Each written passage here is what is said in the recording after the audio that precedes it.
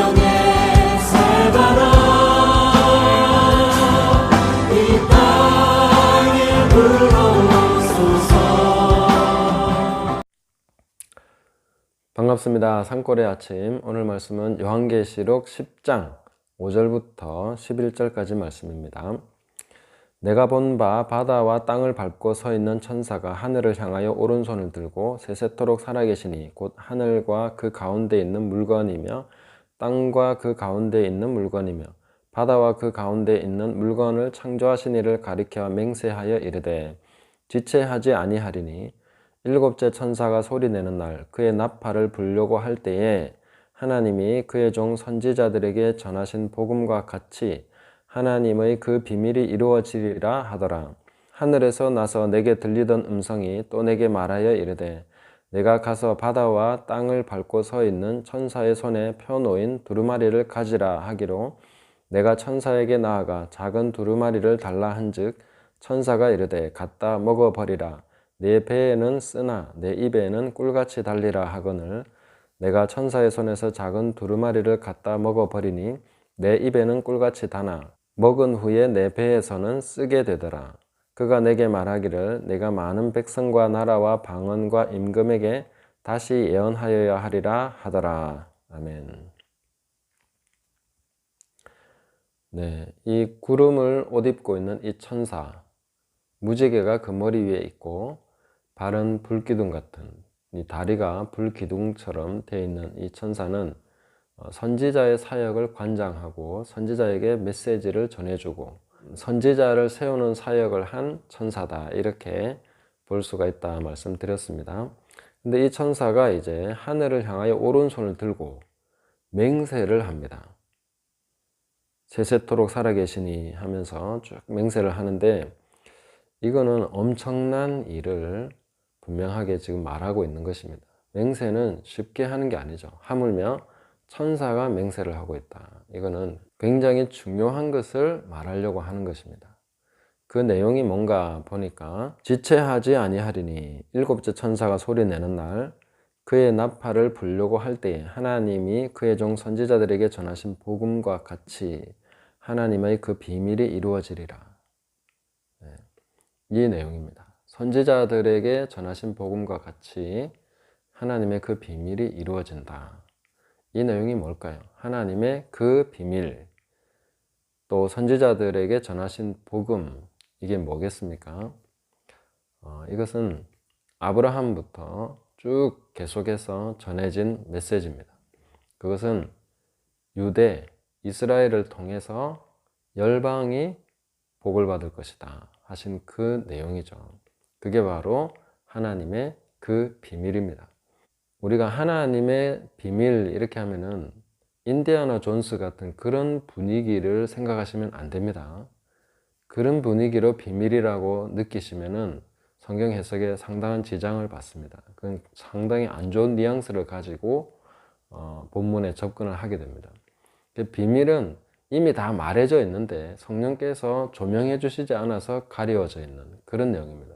이미 성경에 다 기록이 되어 있습니다. 그런데 성령의 조명 없이는 잘 깨달아지지 않고 또 어느 일정한 시대가 되지 않으면 그것이 밝혀지지 않는 그런 말씀이 바로 비밀이다, 이렇게 보시면 됩니다. 그래서 여기서 말씀하신 이 복음, 그 다음 복음의 비밀은 뭐냐면 로마서 11장 27절 28절입니다. 이것을 해설해 주고 있는 부분이 이 부분입니다. 제가 읽어드립니다. 내가 그들의 죄를 없이 할 때에 그들에게 이루어질 내 언약이 이것이라 함과 같으니라. 복음으로 하면 그들이 너희로 말미암아 원수된 자요 택하심으로 하면 조상들로 말미암아 사랑을 입은 자라. 자, 여기서 이제 복음으로 하면 사도 바울이 복음을 전하는데 사도 바울은 이방인의 사도죠. 그래서 사실은 유대인으로서 이방인의 사도로 부름받아서 사역을 할 때에 기쁨도 있지만 쓰라린 마음도 있죠. 왜냐하면 자기 백성, 자기 민족이 하나님께 돌아와야 되는데 그 부분에 대한 굉장히 안타깝고 쓰라린 마음이 있습니다. 그래서 로마서 11장을 쭉 읽어보시면 오히려 유대인이 넘어짐으로써 이방인이 복을 받게 되는 그런 내용을 얘기해 주고 있습니다. 이게 바로 하나님의 비밀이죠. 그리고 요한계시록 다시 넘어와서 10장에서 보시면 사도 요한도 동일한 사명을 받게 됩니다. 이제 천사의 손에서 두루마리를 받습니다. 두루마리를 받았는데 천사가 갖다 먹어버리라 이렇게 얘기합니다. 이 대전환이죠. 이제 사도 요한이 그걸 먹습니다. 자, 우리가 성경을 읽으니까 그냥 두루마리 먹는 게 아무렇지도 않게 느껴질 수도 있는데 이게 꿀로 만든 것도 아니고 두루마리는 양피지 딱딱한 먹을 수 없는 겁니다. 그런데 그걸 먹는다는 거죠. 이거는 어저께 영상에서 말씀드린 것처럼 예레미야나 에스겔에게 선지자들에게 주시는 그런 말씀을 선지자들에게 말씀을 주시는 그런 행위를 보여주는 것입니다. 영의 세계에서는 이것이 실제로 일어나는 일이죠. 그런데 우리가 물리적인 세계에서 볼 때는 이걸 뭔가 의미와 상징으로도 이해해야 되는 거죠. 그리고 이제 하나님의 말씀을 받는 것입니다. 받아서 이제 열방과 이 많은 백성과 나라와 방언과 임금에게 다시 예언하여야 하리라. 이제는 복음이 이방인에게로 향한다 하는 것입니다. 요한계시록이 보여주는 가장 큰 전환점을 나타내는 부분이 이 부분입니다. 이 힘센 천사가 맹세하면서 이제 하나님의 그 비밀이 7번째 나팔을 불 때 이루어진다. 이제는 이스라엘의 회개의 시기가 끝났다는 거죠. 예루살렘, 유대 여기에 회개의 시기가 끝나고 이방인에게 강력하게 복음이 증거되는 시기로 돌입했다. 이런 부분을 보여주는 것입니다. 여기까지가 이제 7째 인을 떼는 그 부분입니다. 그래서 11장까지가 7번째 인을 떼는 것이죠. 자, 그런데 여기서 하나 그냥 얘기하고 넘어가는 게 좋겠다 싶은 것이 11장 15절에 이제 7째 천사가 나팔을 붑니다. 그런데 거기서 쭉 보여지는 것은 특별히 재앙이라고 할 만한 게 없습니다. 이것이 왜 화라고 얘기했을까요? 화.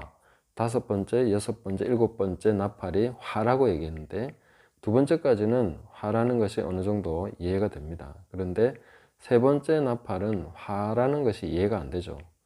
그걸 어떻게 화라고 이해할 수 있느냐 하면은 유대인의 입장에서 이게 화가 됩니다. 왜냐하면은 세상 나라가 우리 주와 그의 그리스도의 나라가 되어 그가 세세토록 왕노로 다스리로다.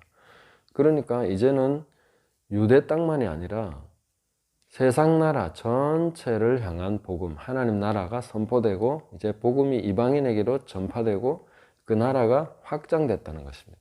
우리가 구약의 표현을 빌려오자면 이가봇, 영광이 떠났다. 이스라엘에서 영광이 떠난 것입니다. 떠나서 이제는 이방인에게로 가는 것입니다. 그러니까 하나님의 말씀을 맡은 백성이 이제는 그 선택받은 백성의 지위가 아니라 그냥 평범해져 버린 것이죠. 그리고 이방인이 그 지위를 이어받아서 계속해서 하나님 나라 복음이 전파되는 것입니다.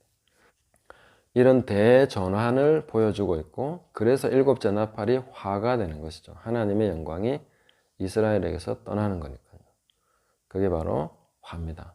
그리고 그 이스라엘에 대한 심판이 이제 7 대접을 통해서 확실하게 내려지는 것을 볼 수 있는 것이죠. 자, 이런 과정이 바로 요한계시록의 흐름입니다. 10장에서 바로 이 천사가 그 대단원의 막을 하늘을 향해서 맹세하면서 이 부분에 대한 선포를 해주고 이제는 사도 요한도 그 말씀을 받아서 이방인을 향해서 대언을 하게 되는 그런 이방인의 선지자로 부름받는 이런 내용으로 나오는 것입니다. 그렇기 때문에 이 요한계시록 전체가 이방인을 위한 책입니다. 처음부터 요한계시록은 유대인을 위해서 써지지 않았죠. 7교회는 아시아에 있는 7교회입니다.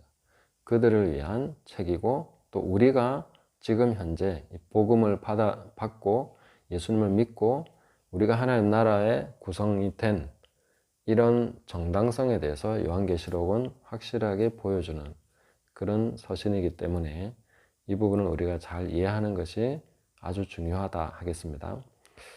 자, 그러면 오늘 이 말씀을 적용하면 우리는 지금 복음을 받은 세대, 우리 역시 아브라함의 복을 이어받은 그런 세대를 살아가고 있습니다.